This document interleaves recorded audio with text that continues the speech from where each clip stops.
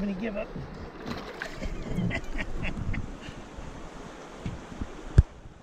There it is.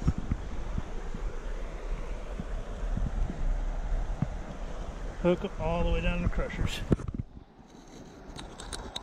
Hi, I'm Randy Mcabee. We're here today with Skinny Bear. He's got a new bait out. It's called the Big Cull. 6.3 inch swim bait. This is one awesome bait. It's a typical line through bait. Line comes in the front, out the belly, so when you catch a fish, the hook releases, the bait slides up the line, keeping the fish from being able to throw a bunch of weight and throw this hook out of his mouth. So typically the hook will just slide up against the harness, pushing one treble into the bait where it makes it nice and flat. Like, see, I can pull on this bait, it doesn't distort, it doesn't do anything else. Typically guys will think, well, it's a belly style bait, so I can't fish this on the bottom. This is the only bait I fish on the bottom for a couple reasons. The bigger top hook, they're heavier in the head. All they want to do is headbutt the rocks and get stuck. This, when you pull on this in the water, this thing fishes and swims nice and flat. So when you pause the bait, it's going to sink level on all the way to the bottom. Where the lead head with the big hook come out the top, when you pause it, it wants to point straight down and go right into a crack, get stuck. So they designed this bait with a little bit smaller hook. It's a size 2 hook. It's more weedless than what you think down on the bottom. Typically, when I go to visual targets, grass, wood, docks, stuff like that where I'm swimming around, I will go to a larger hook, a number 1, just because those fish are more territorial fish. They're not usually an eating, they're not there to eat really, other than when they see this thing come by, they dart out, they grab it, they crush it, and they open their mouth and they'll spit it out. The fish on the bottom, you can get away with the smaller hook because they'll come up when this thing pops over a rock. You'll have these things completely down in the crushers. That's how deep they'll eat it. So on the shallower fish, I like to go to a bigger hook, so when they grab it, I can set the hook before they spit it and have more hook penetration before they get rid of this bait. Okay, as you can see, the assortment of colors that they've come out with in the Big Cull, it is, I mean, you look at them, they are the best colors hand pours that you can get on the market as far as a poured bait, not painted. We geared the colors more towards the fall coming up because we didn't make the springtime, but I mean, obviously you have to have a trout colored, and then you have to have a few of the shad patterns that everybody loves and likes. But a lot of these are geared towards the shad being pushed in the backs of the creeks, the hitch runs, the thread fins, the whatever the big shad is. It's all mimicked after kind of fall type colors and patterns. There'll be more colors coming in the spring, more brighter and vibrant, but I think we covered a lot of them as far as shad and trout. This one's my favorite color because I don't really think color matters that much, because I went from Clear Lake where there is hitch to ponds where there's only bluegill and baby bass. So I went to spotted bass lakes, largemouth lakes, smallmouth lakes. They all like the blue line, and looks like a shad, trout, carp, anything. And these are also the first prototypes we got were made in that color. So this was some of the first prototypes we got. Let him know how many fish you caught on that bait. 25 in the spring, and caught 1.9, 1.7, and had a 1/10 rip the tail off of it in front of me. And so real quick, this is, I don't want to destroy his bait, but the reason these baits last so long, you don't want to buy an expensive lure and catch 1 or 2 fish. I mean, if they're giant fish, we can live with it. But if you can get more than that out of it, that's what we're looking for.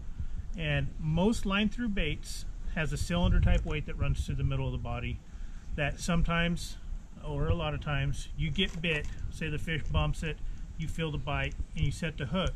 Well, with this hook pushing upwards towards that cylinder weight, it lodges and rips and pushes this cylinder right out the nose of the bait a lot of times, because these are soft, pliable rubber. So that's one of the reasons that they swim so darn well.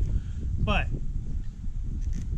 in the head of this is a specially designed cylinder weight that's not so much a cylinder in the middle, which there's a lot of plastic that goes around it. So on a cylinder, you've got a lot of plastic just goes over a round cylinder.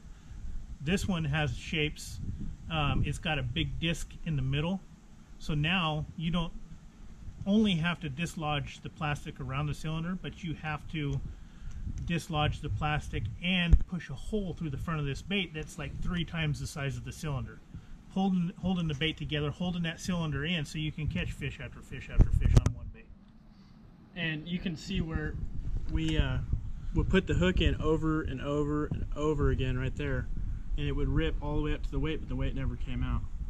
And that the one thing I hate about soft plastic baits is when you set the hook or you catch one fish on it and one of the eyes comes out or both the eyes comes out. It just loses my confidence. You can see all the teeth marks and stuff like that on these eyes, and they never came off. Okay, so a couple different rigging options. I'm going to give away a big secret of mine because I like this guy so much. But we've been doing this for years, and I'm sure there's a lot of guys been doing it. But, so you take your line through bait, get rid of this hook. Pretty much what you're going to do is take a razor blade, slice the belly. You want to get a pretty good slice so that this thing can disappear inside the bait, popping that hook out the top. So it's pretty much you're taking a 7/0 skinny bear with a 1/4 ounce weight. I leave the insert inside here because you can reel it a little faster. I use this a lot at the Delta, around tules, grass, stuff like that. This beast hook will not take one bit of action away from the swim of this bait without the beast hook. You can throw this through the tules, swim it straight through. Him and I won a 2-day tournament up there. It was just a little club tournament, but we absolutely annihilated them on this bait. It was post-spawn, so a lot of them fish, you know, the more aggressive females, they would tuck back into them tule pockets and stuff, and we pretty much just went down the bank at 100% on the trolling motor, pitching pockets with these things, and they just come out and destroy them. So you're taking that 7/0 hook, screwing it into the nose of the bait,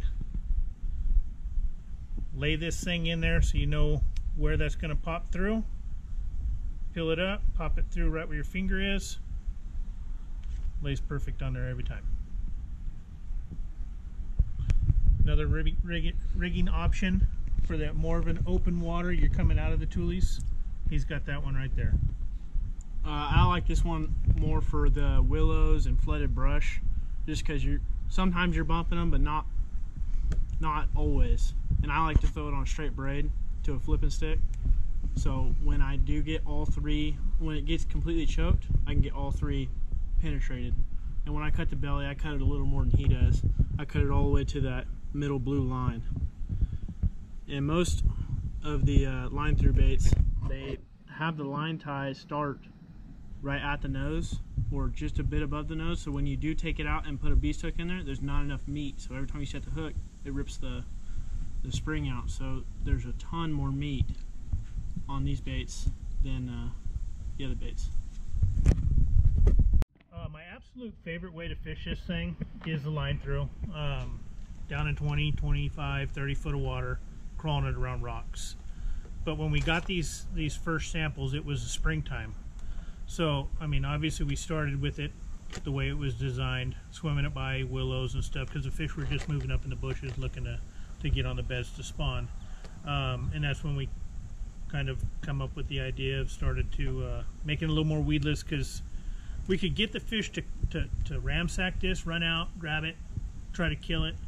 But the fish wanted to commit better once this was swam through the bush, right over the top of their head if it hit a limb or something. And when we hit a limb with the treble hook, you know, a lot of times we were stuck on it, ruining that particular bush. Maybe there was a fish in there, maybe there wasn't, but we weren't willing to take that chance. So once we figured this out, that weekend we had a tournament, and so we had a ton of fish located just by throwing this a bunch.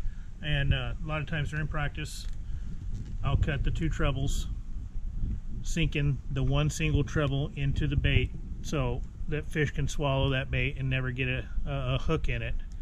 And but I can still fish the bait because I'm using this hook as my pull point when I cast it and reel it.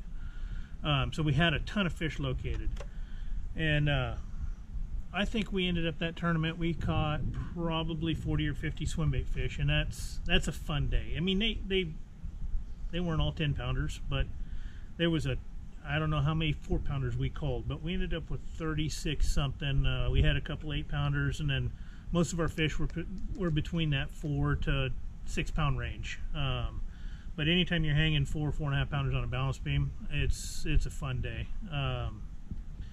So that was what we kind of did in the spring, and then come the summer, we stuck a lot with this bait. But once they're not feeding up for the spawn or not as aggressive, we had to go back and adapt and get back to the treble hook bait just to keep the fish pinned and stuck.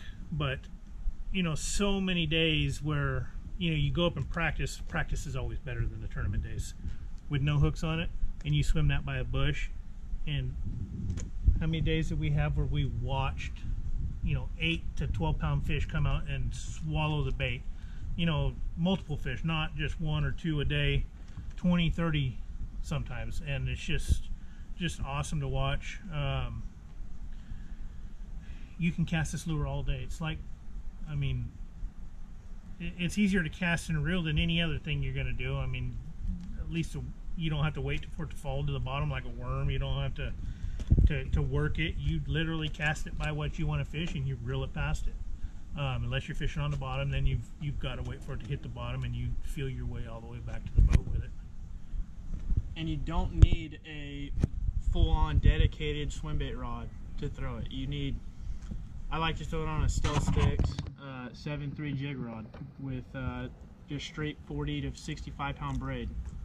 And a lot of times I don't even throw it on a swim bait rod because I got bigger baits tied on or something, and so I like to throw it on 15 pound with a medium heavy, like 7.4 to 7.6.